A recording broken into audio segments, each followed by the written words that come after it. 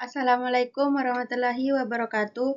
Perkenalkan, nama saya Dira Intan Permatasari, NIM Akhir 230. Di sini saya akan mempresentasikan tentang kesehatan dan keselamatan kerja Indonesia versus Selandia Baru. Kasus pertama adalah kecelakaan kerja di PT Freeport Indonesia yang bergerak di bidang pertambangan. Di area tambang ini pernah terjadi beberapa kecelakaan kerja, seperti runtuhnya terowongan dan kecelakaan alat berat.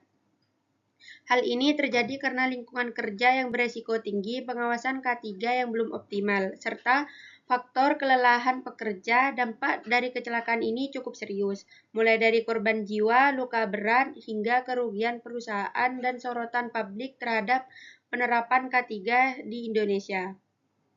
Dan di sini kasus yang kedua berasal dari Selandia Baru, yaitu ledakan tambang Peak River pada tahun 2010. Ledakan gas metana ini menewaskan 29 pekerja.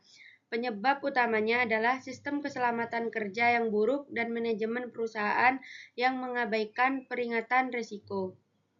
Dampaknya sangat besar. Perusahaan ditutup secara permanen dan pemerintah Selandia Baru melakukan perubahan besar pada regulasi K3 nasional.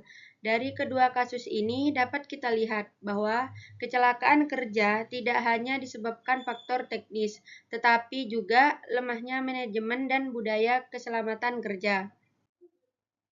Dari perbandingan ini, terlihat bahwa penanganan K3 di Indonesia masih bersifat reaktif, sedangkan di negara maju lebih preventif dan sistematik.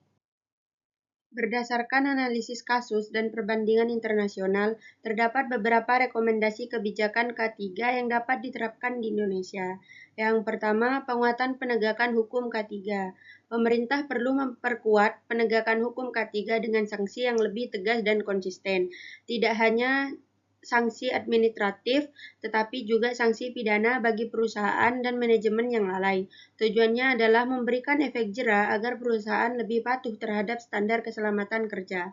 Yang kedua, ada lembaga investigasi kecelakaan kerja independen, yang dimana Indonesia perlu membentuk lembaga investigasi kecelakaan kerja yang independen. Lembaga ini bertugas melakukan investigasi menyeluruh dan objektif, tidak hanya melihat faktor teknis, tetapi juga sistem manajemen dan pemimpin perusahaan.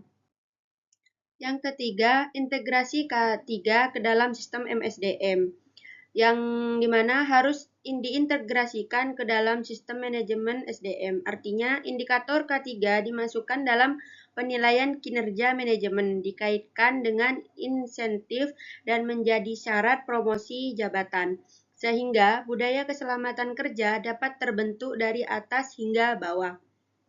Yang keempat, pelatihan K3 berkelanjutan. Pemerintah dan perusahaan perlu mewajibkan pelatihan K3 secara berkala, terutama di sektor beresiko tinggi. Hal ini penting untuk meningkatkan kesadaran risiko dan kemampuan pencegahan kecelakaan kerja.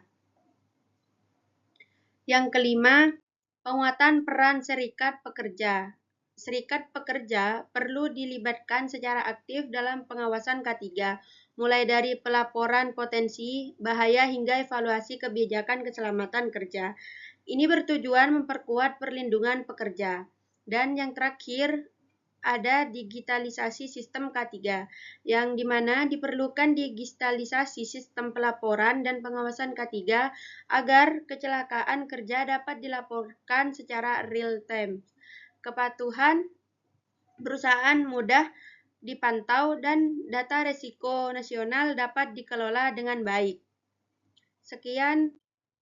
Baik, kesimpulannya di sini, penerapan dan penanganan kesehatan dan keselamatan kerja di Indonesia masih cenderung bersifat kreatif dan administratif, sehingga belum mampu mencegah kecelakaan kerja secara optimal. Dibandingkan dengan negara maju, Indonesia masih lemah dalam penegakan hukum, investigasi independen, dan integrasi K3 ke dalam sistem manajemen sumber daya manusia.